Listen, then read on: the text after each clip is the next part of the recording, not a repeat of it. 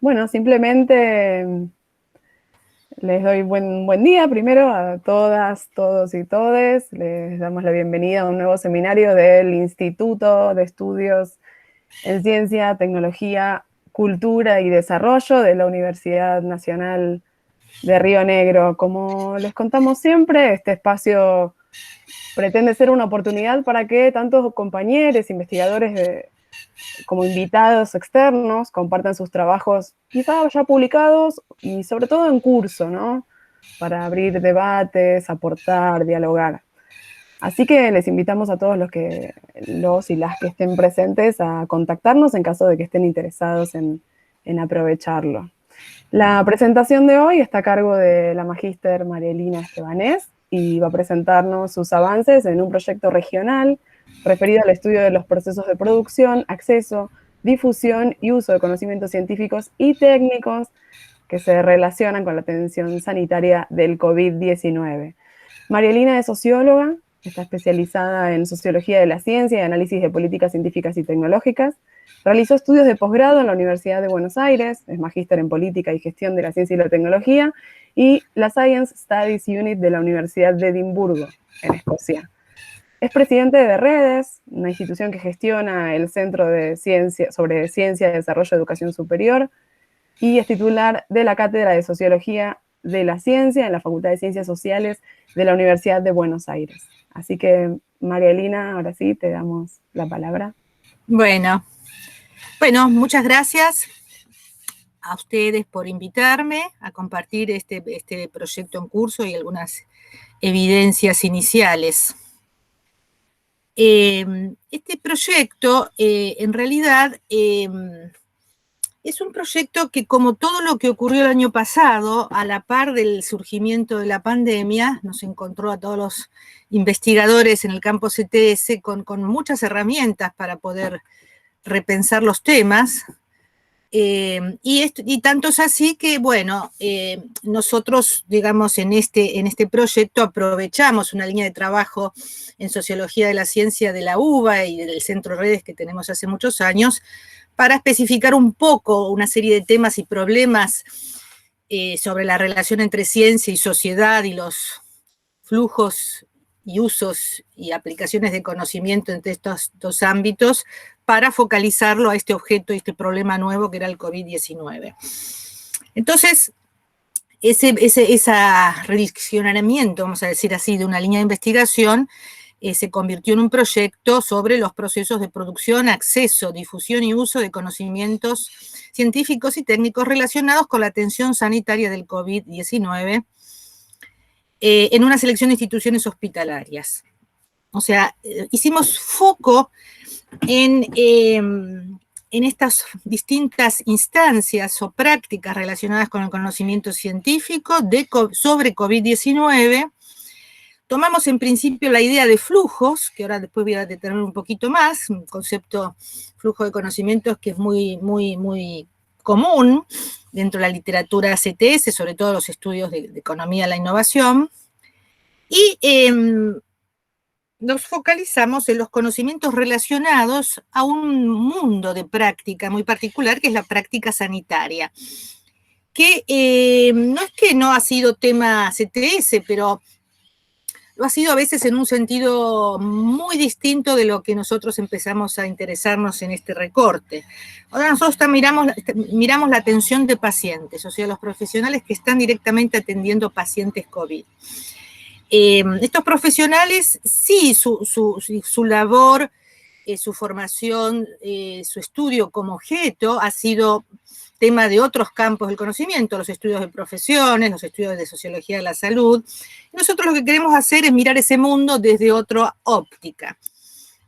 El proyecto se planteó desde un comienzo de una perspectiva latinoamericana. Aquí pueden ver algunos de los países que forman parte de este proyecto. Nosotros lo formulamos inicialmente desde el Centro Redes y desde la UBA, donde tienen asiento nuestras líneas de trabajo principal, y armamos una red de instituciones regionales, un trabajo que llevó muchos meses de armado de la red, pero que estaban interesados en en trabajar esta cuestión y en principio se han acoplado ya a este proyecto desde la República Dominicana, desde Colombia y de Argentina, desde distintos nodos que ustedes pueden ver allí. Algunos han avanzado más que otros y tenemos diálogos de trabajo, aunque no participan del trabajo de campo específico, con la Universidad de Nottingham del Reino Unido y la Universidad del Hospital Italiano. Han sido socios a lo largo del último año en toda una discusión teórica. El Hospital Italiano estuvo interesado en hacer un estudio específico dentro del hospital, pero la verdad que la pandemia los desbordó y está un poco stand-by. Pero bueno, esta es la coalición de instituciones. Dentro de poco va a empezar un nodo especial del proyecto, el Instituto Nacional de Epidemiología argentino, que trabaja con redes regionales de enfermería. Entonces, como les decía, esta línea de trabajo tiene algunos hitos a lo largo del último año que nos fueron abriendo paso a las preguntas, a los temas y a las perspectivas que utilizamos. Antes de la pandemia, cuando se hacían reuniones presenciales, hicimos un taller internacional sobre la brecha entre el conocimiento científico y tomas de decisiones en salud pública. Habíamos pensado que era un tema interesante, la pandemia todavía no estaba, y ahí nos vinculamos con la Universidad de Nottingham, un poco por unos recursos que obtuvimos del British Council, y pensamos con decisores del campo de la salud, las políticas en salud, este tema. Luego, en el verano del 2020 empieza la pandemia y llega a la Argentina al poco tiempo, entonces ahí nosotros reorientamos estos temas que habíamos discutido en el taller internacional, reorientamos para focalizarlo en el problema de la pandemia del COVID-19. Y una de las primeras cosas que también hicimos fue invitar a Silvio Funtowicz, que es un filósofo epistemólogo argentino de origen, pero que trabaja en Europa, que no es estrictamente, hace mucha sociología de la ciencia, aunque sus trabajos tienen que ver más con una epistemología más contestataria, sobre su concepto de ciencia postnormal, que nos pareció muy interesante para pensar de qué tipo de ciencia hablamos en el contexto del COVID. Yo les voy a dejar allí la presentación, los links de ese conversatorio que hicimos junto con la Universidad, con el Ministerio de Ciencia de Córdoba, muy interesante. Era la primera vez que Funtowicz daba un conversatorio público en Argentina, se emocionó bastante, porque él hace muchos años que vive en Europa. Y después, bueno, pues fuimos poniendo el proyecto internacional durante el año 2020 y terminamos de hacer el primer taller internacional hace poco tiempo del proyecto, juntando todas las partes, y ya por supuesto en formato virtual esto es más fácil, juntando todas las partes que participan del trabajo de campo en este evento que se hizo ahora en abril. Estos son los objetivos específicos del proyecto. No me voy a detener en mencionar cada uno, ¿no? Pero nosotros estamos mirando tipos de conocimiento en uso, en adaptación, prácticas asociadas a la gestión de estos conocimientos, formas en que diversos actores participan en el flujo de estos conocimientos, desde los ámbitos donde se producen hasta los ámbitos donde se usan. No solo conocimientos, sino también valoraciones respecto a estos conocimientos y sus usos. Y a través de estos flujos queremos mirar cómo se vinculan distintas instituciones o sectores asociados a la producción de conocimiento relevante sobre este problema. Ahora vamos a volver un poco sobre qué actores y qué conocimientos nosotros estamos poniendo foco, que es el centro, los objetos principales de nuestro proyecto. Pero hay que entender que este es un proyecto interdisciplinario. Afín a lo que Funtowicz señala, digamos, respecto a la ciencia postnormal, que los problemas de la ciencia postnormal tienen que tener un abordaje, él diría, transdisciplinario, porque los problemas y los objetos no pueden ser abordados desde una mirada única. Y efectivamente lo concebimos así de un comienzo. Entonces, los distintos nodos y grupos que participan de toda la región son de distintas plataformas disciplinarias. Trabajamos con académicas y académicos del campo de la enfermería, que trabajan en la práctica sanitaria, pero también en la formación.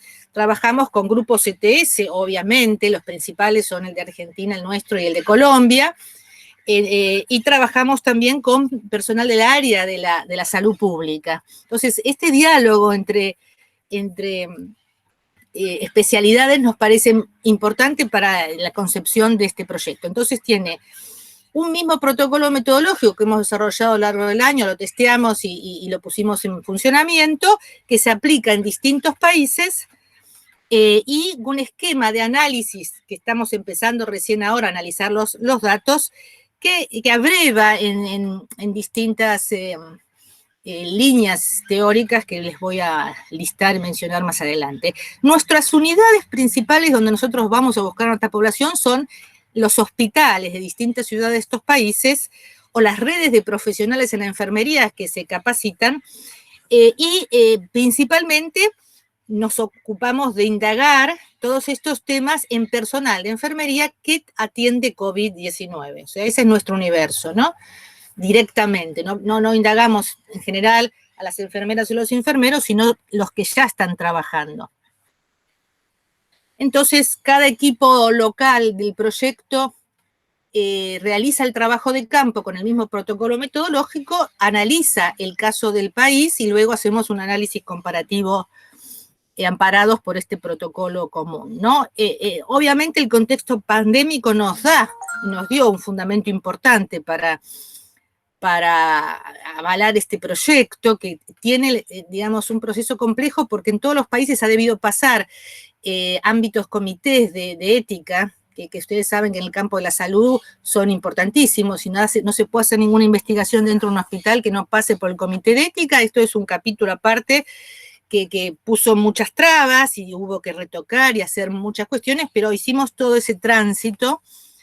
Y el contexto pandémico, además de implicar esta regulación o legitimidad de la investigación, también nos da elementos para pensar en la importancia también de un cierto viraje de los estudios sobre la ciencia en relación a estos temas. Por ejemplo, la importancia que las evidencias científicas y las prácticas profesionales, la vinculación entre evidencias y prácticas profesionales es muy importante en el contexto pandémico, porque ante la urgencia de implementar resultados de investigación frente al riesgo de vida, es necesario tener muy afinada la capacidad de detectar los conocimientos apropiados y las formas en que ese conocimiento se aplican y se utilizan.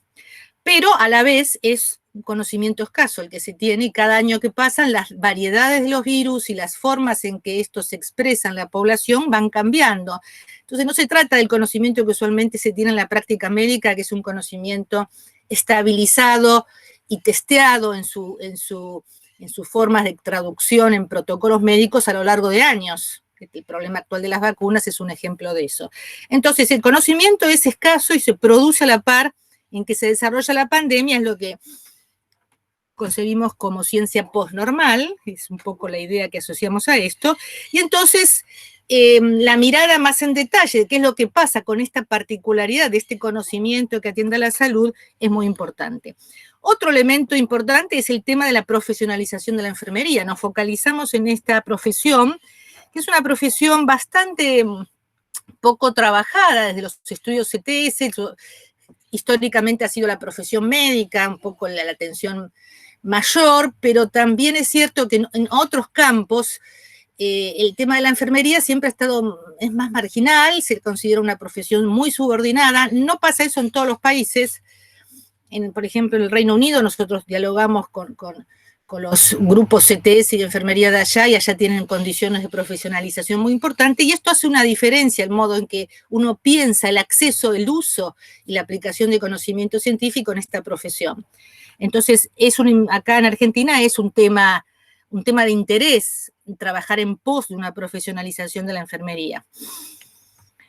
Y también consideramos que mirar ahora el COVID y la pandemia es un tema que a futuro va a ser importante, porque ya se sabe que este es el anuncio de que no va a ser la última vez que tengamos este tipo de condiciones. El mundo de los virus y su inmersión en este contexto global de depredación de los recursos naturales y de impactos de los modos en que la sociedad produce y se desarrolla, bueno, va a ser recurrente este problema. Entonces pensamos que más allá del COVID es una investigación que puede dar pistas sobre problemas futuros, de cómo manejar conocimiento en contextos de incertidumbre.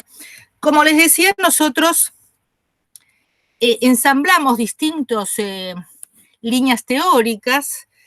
Por un lado, adaptamos de la literatura sobre innovación la idea de flujos de conocimiento. Aquí no me voy a detener esto que todos sabemos. Senker, Lundvall, Fleck han sido autores que han trabajado sobre todo para pensar las relaciones entre el conocimiento y la práctica industrial, ¿no? En los estudios de innovación tecnológica. Y nosotros adaptamos un poco esa mirada de flujos a otro mundo que no ha sido centralmente estudiado por la economía de la innovación, salvo en sus vertientes de los estudios sobre fármacos. También interesantes de esta tradición los estudios de uso de tecnología, por ejemplo, Ostrom, Pinch, han elaborado unos interesantes conceptos que hacen al entendimiento de quiénes usan conocimientos y tecnologías y cómo se puede caracterizar a esos usuarios y usuarias bajo distintos elementos, algunos como usuarios productores, otros innovadores, otros negados o marginados. Es interesante para el caso de pensar al personal de enfermería como usuarios que pueden atravesar distintas condiciones en términos de la apropiación de conocimiento. Obviamente, la literatura sobre modos de producción de conocimiento en contexto, Hasanov, Gibbons, vinculación universidad-entorno, importante también porque nosotros vemos los flujos entre las instituciones, las universidades vinculadas a esas instituciones que cumplen un rol importante en la movilización de conocimientos y evidencias, y los hospitales como principales usuarios. Como les decíamos, la idea de ciencia posnormal nos iluminó muy bien el tipo de conocimiento que está entrando en juego aquí. No solo Funtovich, autores como Stephens, por ejemplo, Weber y Jim, han extendido un poco la idea de las incertidumbres y las legitimidades inestables a ámbitos como las organizaciones de salud, ¿no? Obviamente Funtovich no se mete en este tema específico, pero otros autores llevan esta cuestión de que alta incertidumbre, riesgos éticos y técnicos y cognitivos importantes frente a estos problemas poco conocidos, llevan a que los modos de organizar la producción y el uso, la discusión de la evaluación de la calidad, lleva a la necesidad de pensar otros esquemas organizacionales, y de ahí aparece la idea de comunidad extendida de pares, ¿no?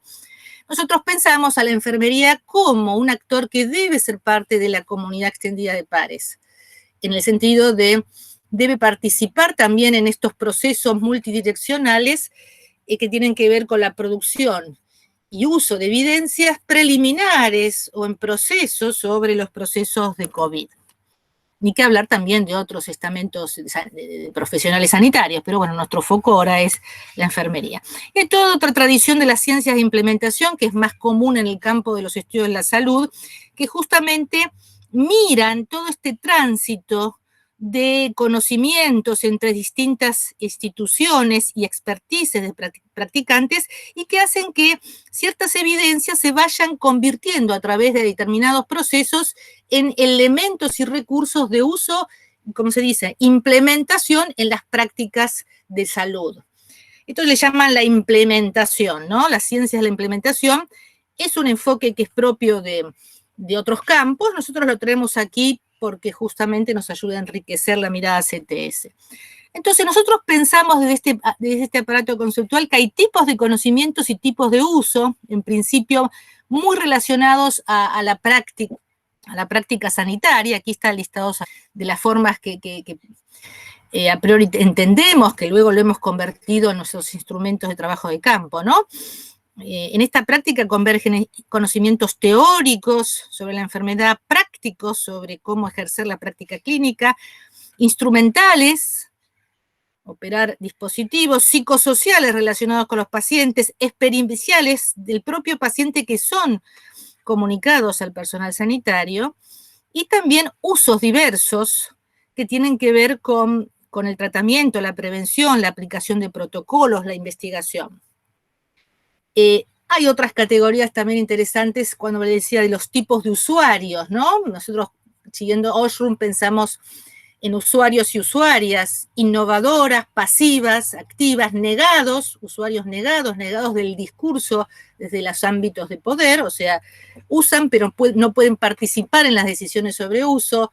En fin, hay muchas categorías interesantes, o no usuarios, que es otra categoría, muchas categorías interesantes para pensar a los usos de una manera muy dinámica, que no excluye, como en el caso de los usuarios innovadores, a este doble rol de uso y producción de conocimiento, ¿no? Este es un trabajo que desde la ciencia de la implementación permite modelizar un poco cómo entienden desde ese mundo la adaptación de conocimiento, la creación y a partir de la identificación de problemas. Pero no me voy a detener en esto, tenemos muchos de estos esquemas en nuestro campo también para entender estas relaciones. Estos conocimientos, a su vez, se desplazan, pueden ser en distintos niveles. Uno es el conocimiento que participa en el frente de la atención sanitaria. Nosotros miramos personal de enfermería que atiende el COVID. Otro es el conocimiento basado en evidencia, que es el que tienen las instituciones sanitarias y que bajo protocolos, dispositivos de aprendizaje, instructivos, las instituciones ordenan o, digamos, dan indicaciones al personal para que se aplique. Después, en otro nivel, obviamente tenemos los conocimientos producidos en el marco de proyectos de investigación clínica. Obviamente en este momento hay producción global, multiinstitucional, pero dentro de todo ese esquema global, ciertamente en algunos hospitales hay un vínculo directo con las universidades con las que se relacionan, y miramos en particular ese conocimiento producido en ese marco, ¿no? Que como le decimos, no es que es el principal en este contexto global pandémico, porque sabemos que el conocimiento actualmente sobre la pandemia del COVID se produce globalmente, pero nos interesa porque son los actores que están más directamente relacionados con los profesionales del hospital, y pensamos que también hay una forma de repensar a futuro los modos de incorporación del personal de enfermería en la investigación. Marielina, ¿Sí? Olvidé avisarte que pasaron 15 minutos ya. Ya pasaron. Bueno, sí. Entonces, nuestra investigación tiene dos fases. Primero, los estudios de caso en distintos países, que se aplican elegimos hospitales, y ahí aplicamos los instrumentos en todo el personal de enfermería que atiende COVID, y después a distintos representantes de profesionales y roles que participan en las vías de implementación. Y la fase 2 es el estudio comparativo de todos los países. Nosotros estamos en la fase 1. Utilizamos una encuesta electrónica online a personal de enfermería, total de la institución hospitalaria, y después entrevistas semiestructuradas a todo el personal de la ruta de implementación, pero hacemos una muestra para mirar más cualitativamente allí algunas cuestiones que hacen a la interpretación de esos datos de la encuesta electrónica, y después contemplamos etnografías virtuales con personal de enfermería participante como modo de coproducir conocimiento en base a los resultados preliminares y también a habilitar a la apropiación de esos resultados a nuestros participantes de la investigación. Voy a avanzar un poquito más. Hasta ahora nosotros tuvimos un poco más, yo digo 309 respuestas, no, hay ya casi cerca de 400 respuestas. Argentina y Colombia están un poco más atrás que República Dominicana, en distintos hospitales, en general en su gran mayoría público-privado, con una amplia participación de mujeres. La enfermería es una profesión muy feminizada. Estas encuestas, como les decía, fueron aplicadas en una encuesta electrónica que definimos en principio para solamente el personal de enfermería. Se mandan los distintos nodos, mandan el aviso, la difusión entre el personal. Eso no implica que automáticamente todos responden. El único país que fue, digamos, hábil en inducir a la respuesta fue Dominicana.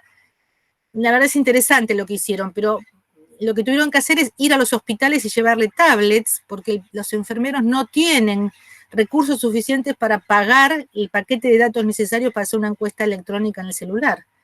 Eso sí, un problema general de la región, que tiene que ver con las condiciones de profesionalización de la enfermería. Y en Argentina, que la hicimos fundamentalmente en el caso de Corrientes, una zona empobrecida, pasó lo mismo. O sea, les resultaba difícil responder la encuesta electrónica por el tema de que están en los celulares y no tienen datos suficientes. Entonces, eso es unas cosas que no tuvimos en cuenta al comienzo y que estamos tratando de mejorar. Pero bueno, estas son las respuestas y yo les voy a mostrar algunos resultados porque es lo que estamos haciendo ahora en este momento, ¿no?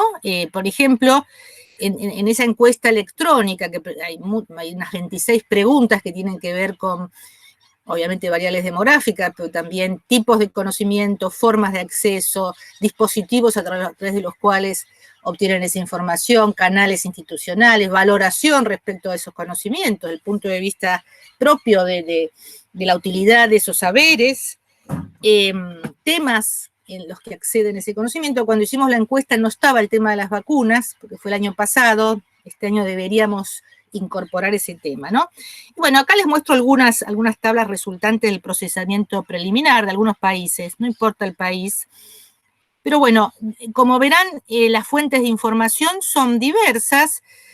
Medios de comunicación son muy importantes en el acceso a información relevante sobre COVID, más de lo que uno creería en el mundo de la práctica sanitaria, que uno dice, bueno, tendría que centrarse fundamentalmente en documentos institucionales y publicaciones científicas, pero los medios de comunicación se han mostrado muy atractivos para acceder a información cuando, como ha sucedido, muchas instituciones, por falta de evidencias ciertas, retrasaron la cesión y la difusión de información científica por este contexto que señalábamos de incertidumbre. Y los profesionales que tienen que tomar resoluciones y definiciones urgentes en la terapia intensiva, muchas veces abrevan en información para poder resolver su problema digamos, de trabajo de distintas fuentes. También otra cosa interesante son respecto a las actividades donde han obtenido información sobre COVID. Nosotros siempre vemos una gradación, ¿no? Nada, algo, mucho. Es interesante, por ejemplo, que uno podría pensar que los organismos públicos de salud debieran canalizar mucha información sobre esto y no ha sido el caso. Tampoco las universidades, bueno, hay que interpretar esta lectura de gradual, ¿no? Pero si la expectativa es que las universidades, los organismos públicos de salud han sido actores principales en la información sobre COVID, no lo han sido. La propia práctica asistencial, en la mayoría de los casos, ha sido señalada como muy importante para obtener información de COVID. Eso también implica una cierta lectura interesante sobre lo que está pasando. Bueno, estos son algunos de los temas abordados en las capacitaciones que recibieron. Por supuesto, algunos más que otros, posiblemente la protección del personal, la seguridad del paciente, los síntomas clínicos y tratamientos se entiende que son obviamente importantes. Ha sido menos importante el tema de la salud mental, el manejo de emociones y estrés laboral, que es una cuestión que tiene que ver mucho con los problemas que han quedado un poco ausentes y que fueron más tardíamente introducidos en la formación y en la transferencia de conocimientos. Recordemos, por ejemplo, todo el caso que se dio mucho en Argentina, de pacientes que estaban ya en estado terminal y que en principio no les permitían conectarse con los parientes en esos últimos minutos finales. Yo no sé si ustedes se acuerdan. Y luego hubo toda una discusión de base ética y también basada mucho en la psicología, no solo del paciente, sino también de las familias, de que eso era inadmisible, y se empezaron a instrumentar protocolos para que pudiera ser posible que en el tránsito final de estos enfermos terminales pudieran estar acompañados. Bueno, Esto también es interesante. Nivel de sustento científico de los protocolos relacionados con COVID-19. Esto es lo que piensa el personal de enfermería. Nosotros les preguntamos, ¿cuál cree que es el nivel de sustento científico? Uno podría pensar, ¿no?, que la mayoría. Bueno, el 40% dice que es medio, ¿no? Medio, digamos, en el sentido de es un sustento científico intermedio. Por supuesto, el 51% piensa que es alto, pero en esta lectura que yo hago, el hecho que casi la mitad no sostenga eso es también bastante importante. Bueno, no sé, yo pararía acá para no tosigar con información y podemos volver a cualquiera de estos, digamos, de estos temas a partir de las preguntas de ustedes, así. A ver cómo hago para dejar de compartir. ¿Ya está? ¿Me están viendo? Ya lo has Sí. hecho, ya lo has hecho, gracias. Bueno.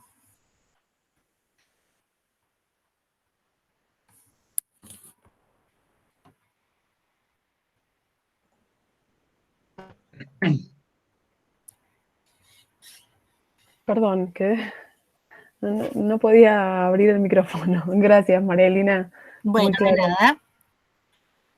Sí, Luciano, tal cual, pero me parece que quien había levantado la mano, sí, era esta persona de La Plata que nos avisó que tenía internet inestable, Andrea. Bueno, si vuelve quizá le damos la palabra. Si querés empezar vos con comentario, perfecto. Ah, justo ahí entró. Justo adentro, bueno. Gracias, Marilina, me pareció súper interesante, me parece que hay muchísimo tela para cortar, sobre todo en lo que no mostrás y se ve que tienen, ¿no? Porque mostraste algunos cuadritos.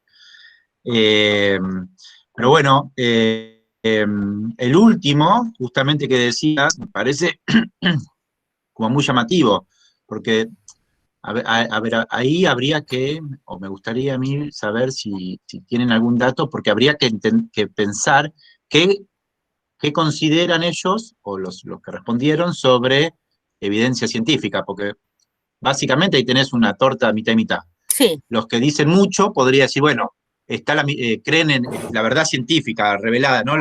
El dato que funciona. Son la mitad que dice mucho, y bueno, el resto por ahí no es tan importante que esté dividido en dos categorías, porque justamente es un grupo enorme de personas que tiene distintos márgenes de desconfianza o distintos grados de desconfianza en la evidencia científica. Sí, ¿no? Entonces, bueno, indagar en de una población relativamente profesionalizada, ¿no? Muy importante, como vos decías, de la atención a la salud, que está intermediando entre el conocimiento y la práctica, etcétera. ¿Cuáles son las causas de eso, de esa división? ¿De dónde viene? Algunas pistas hay en lo que mencionabas de dónde obtienen la información, cómo son capacitados, pero me parece súper interesante ese gráfico y la relación con los otros datos. Otra cosa que te quería preguntar es, me pareció que no había gente de Brasil, ¿puede ser? ¿No había instituciones de Brasil? No, no hay. ¿Qué posibilidades hay de incorporar a alguien al proyecto, que te ponga en contacto?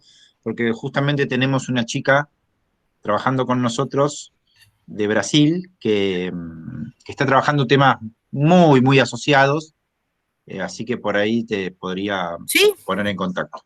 Sí, no, a ver, una vez que el esfuerzo principal, que fue el del año pasado, fue establecer el protocolo, que fue una ingeniería compleja, no hay problema en principio en que a la red se incorporen otros nodos. En el caso de Brasil siempre es un poquito, hay una traducción de por medio, pero no, al contrario, bienvenido, porque es una economía de recursos, ¿no? O sea, y pienso que y Brasil, pienso que es un caso importante por las dimensiones que tiene allí el problema, ¿no? Entonces, lo que pasa es que justamente en contextos donde el problema es muy grave, este estudio es difícil, porque nos ha pasado con el hospital italiano, por ejemplo, que era interesante hacer, pero ellos están como desbordados en el último año con el tema de la pandemia. Entonces, vos al personal de enfermería, cuando está en esta situación, es muy difícil pedirles algo adicional. O sea, hay un elemento ahí que juega un poco en contra de... Entonces, bueno, en contextos donde hay mucha urgencia sanitaria, tenemos este problema, pero bienvenido sea.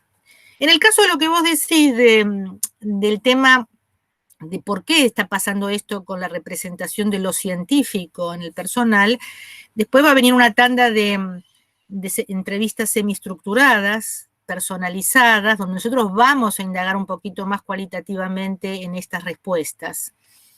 Yo creo que se tiene que entender, hay dos conjeturas. Uno es lo que llamamos contexto pandémico de ciencia posnormal, o sea, obviamente en un contexto de este tipo, donde un conocimiento se está validando a medida en que se usa, los propios expertos tienen dudas y presentan controversias todo el tiempo. Entonces es lógico que el resto de los mortales abreve en esas dudas. El otro es que la importante incidencia del uso de información que no viene por evidencias y protocolos, sino por los medios de comunicación, ¿no? Con todo lo que tiene esto, fake news, fuentes indemostrables, y a mí también me llama la atención la importancia del uso de estas fuentes. Ha reemplazado, digamos, como importante, ha reemplazado otras fuentes más certificadas. Adriana, habías levantado la mano antes de caerte. No sé si querías hacer algún comentario.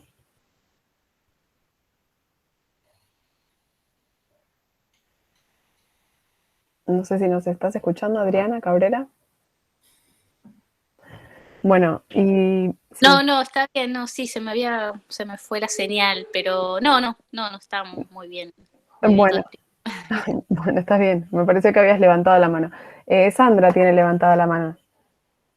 Sí, a ver si logré desmutearme. Hola, ¿qué tal? Sí, sí. Bueno, pongo la cámara un segundo, por lo menos. Hola, ¿cómo estás? ¿Qué tal? Bueno, muy interesante, Marilina, muy bueno, muy interesante, muy oportuno y muy necesario, creo, ¿no? Este tipo de análisis, así que me alegro de escuchar que se está haciendo.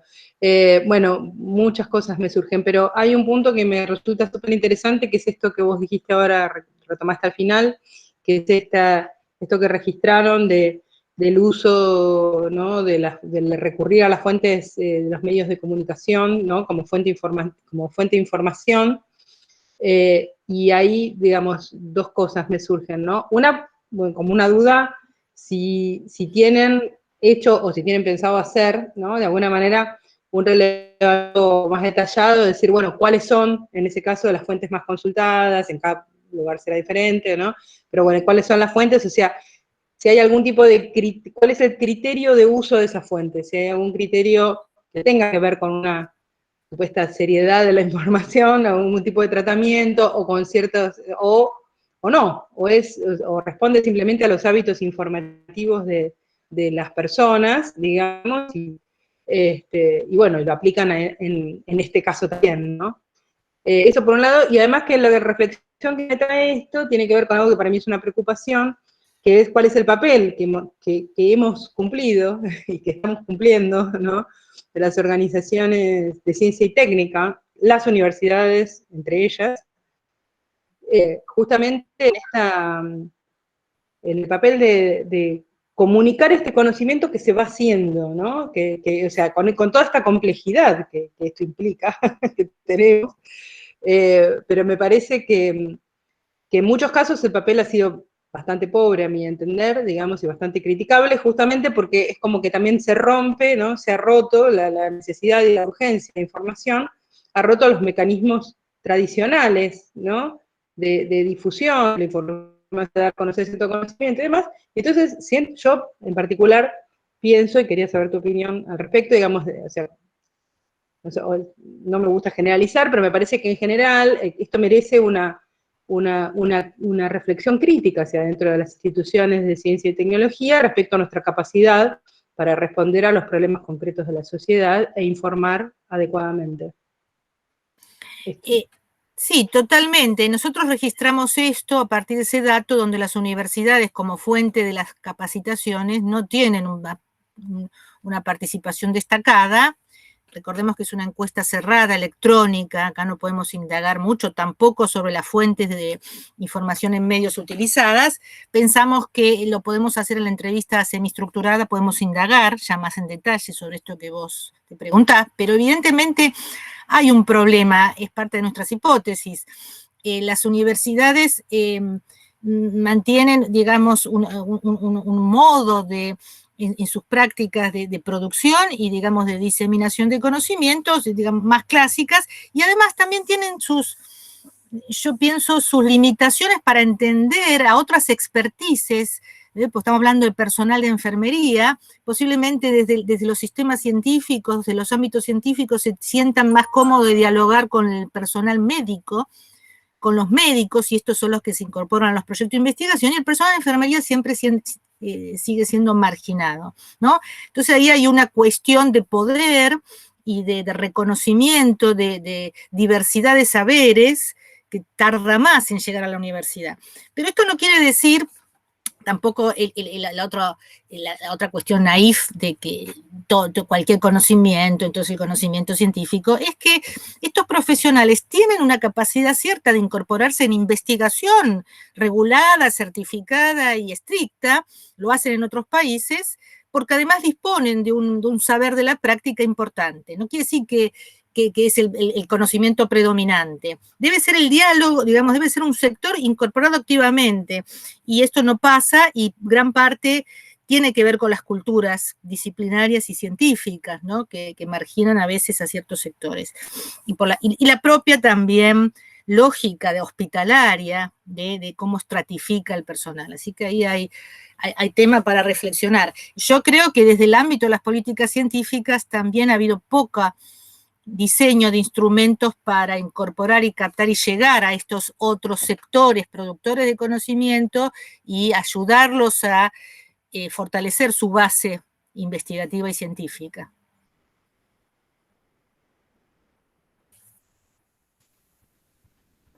Estás muteada. No, perdón, que repito porque al principio había otra pregunta que tenía que ver con si habían indagado cuáles eran las fuentes de información periodísticas.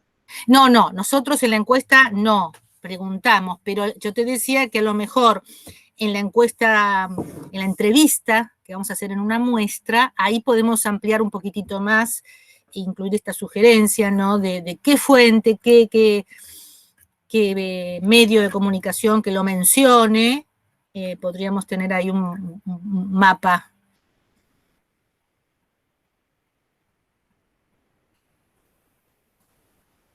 No sé si hay alguna otra pregunta o observación para compartir con Marilina.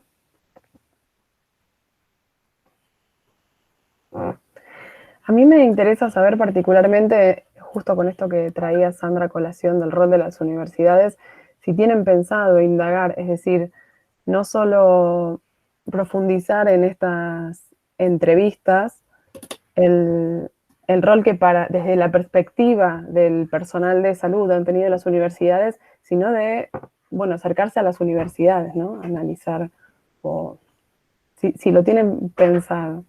Sí. Nosotros lo pensamos en 3 instancias. El personal de enfermería es el nivel 1, que podríamos decir, el de la encuesta online. Después ese nivel 2 es el personal hospitalario, donde ahí hacemos entrevistas semiestructuradas a selección de enfermeros o enfermeras y también de figuras claves en los procesos de implementación. Jefe de enfermería, director de capacitación, las personas a cargo de la transferencia y de redacción de protocolos, o sea, para mirar. Y también el nivel 3 son las universidades.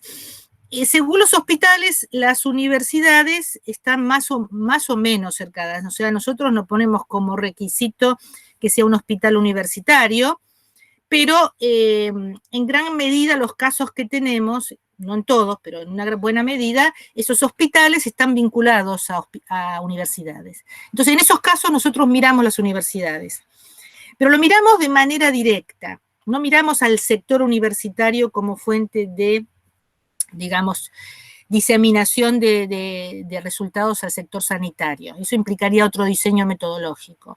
Nosotros miramos a las universidades que están vinculadas a ese hospital. Entonces, en ese sentido, nuestra mirada es un poquito más concreta y directa. Si ese hospital realiza seguimiento clínico, investigación clínica, si esa universidad realiza la investigación clínica en ese hospital sobre COVID, si se incorpora el personal sanitario en esos proyectos, si se decodifica o transfiere a través de capacitaciones a esa institución, entonces miramos muy en concreto esa universidad para ese hospital. Otra cuestión sería mirarlo de manera macro y analizando, eso podría hacerse a partir, por ejemplo, de la metodología del Valencia, podríamos tomar algunos indicadores más macro sociales y mirar flujos y prácticas de vinculación del sistema al sistema sanitario. ¿Podría hacerse eso? Implicaría un diseño distinto. Sí, preguntaba en particular en esto que ustedes analizaban, si iban a ir a recoger la perspectiva del otro actor, ¿no? Sí. Que en este caso era la universidad. Buenísimo. Sí, por eso, Estaría pero ansiosa por leerlo. En sentido micro lo vamos a hacer. Claro. Si eso ocurre, porque en algunos hospitales no están vinculados a universidades en nuestro estudio. ¿Lu? Sí, ¿ya tienen datos cruzados, es decir, diferencias entre los países o no podrían ser tanto como países, pero sí las instituciones que relevaron en los distintos contextos como para tratar de sacar algún aprendizaje, qué cosas se hace distinto y funciona mejor, ese tipo de cosas? No, tenemos, como les mostré, tenemos datos en la base de los distintos países. Todavía no empezamos el análisis cruzado, podríamos hacerlo, pero nosotros recién hicimos la electrónica, ahora tendríamos que hacer las entrevistas, pero la base de datos está. O sea, es una cuestión de tiempo nada más. Viste que los Google Form te permiten ya tener todo. Crea una base de datos. Claro. De modo que ahí tenemos que trabajar, va a trabajar alguien del instituto, un ingeniero del Instituto Nacional de Epidemiología, que fue el que diseñó el instrumento, para hacer un análisis así más estadístico general, porque la base está, se va armando a medida que responden en línea, así que uno tiene una economía ahí de recursos, pero no, todavía esos datos no los tendríamos que ir produciendo, pero lo se pueden hacer porque el formulario es el mismo, ¿viste? Entonces, esa información está. Ahora, son contextos un poco distintos, es muy difícil sacar conclusiones, hay que mirar muy en detalle los contextos económicos, sociales y culturales, aunque quizás el contexto de Corrientes, que es nuestro nodo en Argentina, es muy similar podría asimilarse al contexto de cierta ciudad colombiana y dominicana, ¿no? Pues estamos hablando de hospitales públicos en el marco de poblaciones vulnerables, entonces tienen una cierta cercanía. Muy distinto el caso del hospital italiano, o obviamente lo que miramos. No, digo que habría que ver, porque ya están saliendo algunos trabajos que analizan el cambio que hubo en la percepción de la información científica a causa de la pandemia.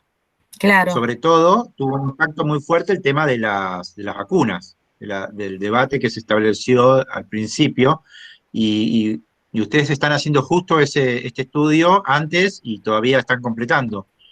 Entonces, bueno, sería buenísimo acceder a esos trabajos, si los tenés. Te paso. ¿Sí? Nosotros sí, es decir, podemos hacerlo, básicamente me toca a mí eso, el comparativo, y lo tengo que hacer afortunadamente con el ingeniero que nos desarrolló el instrumento, que va a hacer toda la estadística más compleja, pero lo tendríamos que hacer ahora. Justamente mañana tenemos una reunión del equipo, y mientras los equipos van por la fase de las entrevistas en profundidad, nosotros podemos analizar los datos. Sería buenísimo tener esos papers y poder empezar a discutir con otras investigaciones nuestros resultados, a ver qué diferencia dan.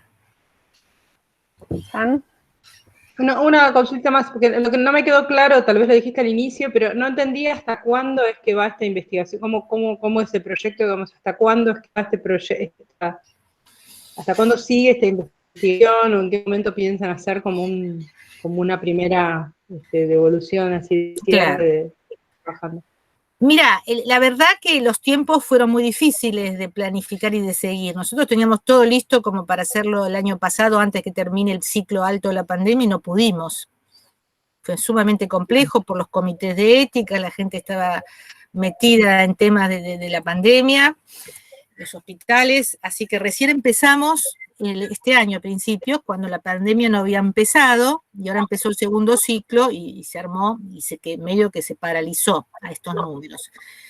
Nosotros habíamos previsto cerrar esta primera etapa de la encuesta electrónica ahora, pero la verdad es que nos faltan un poco más de datos, sobre todo para Argentina y Colombia.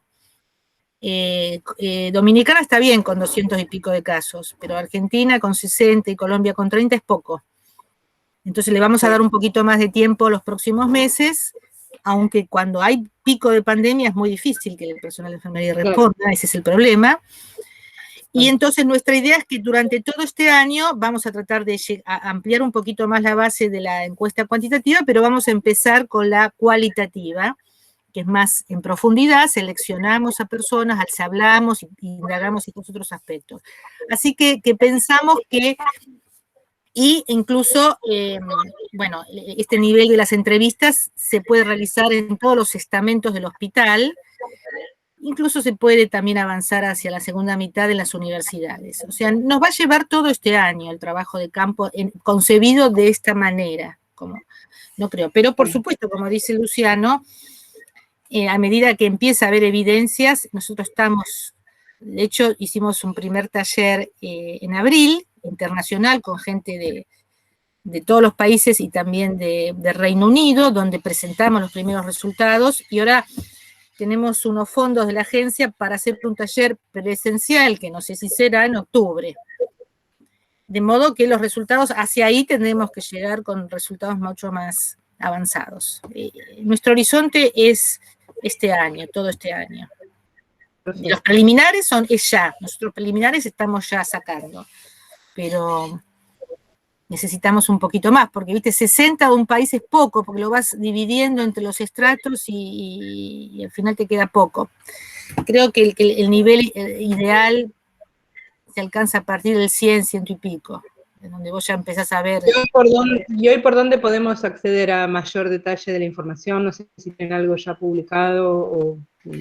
No, publicado todavía de resultados, no. En la presentación que yo les dejo pueden ver en los sitios web estos eventos, el proyecto, distintos materiales, algunas presentaciones de los primeros, pero en sí todavía papers vamos a presentar uno en octubre en un congreso y taller internacional de RICID de Lisboa. Ahí vamos a presentar, estamos armando el primer paper como tal, presentamos resultados allí y eso seguramente va a ser una publicación, pero bueno, ese sería nuestro primer paper de datos. Todavía solo los datos son los que vamos circulando a partir de estas presentaciones y congresos. Pero no están disponibles como tales porque los tenemos que trabajar todavía un poco más. Es complejo hacer una cosa internacional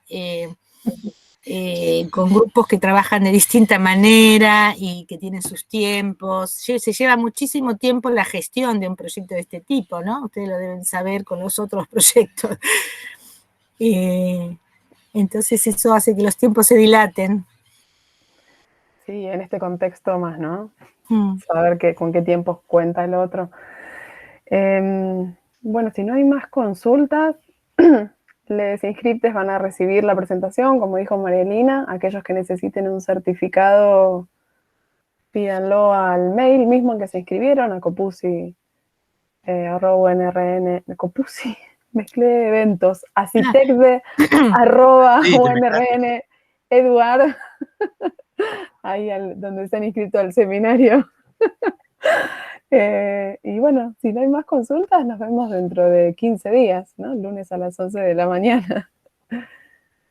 Bueno, gracias, gente, por compartir estas preliminares.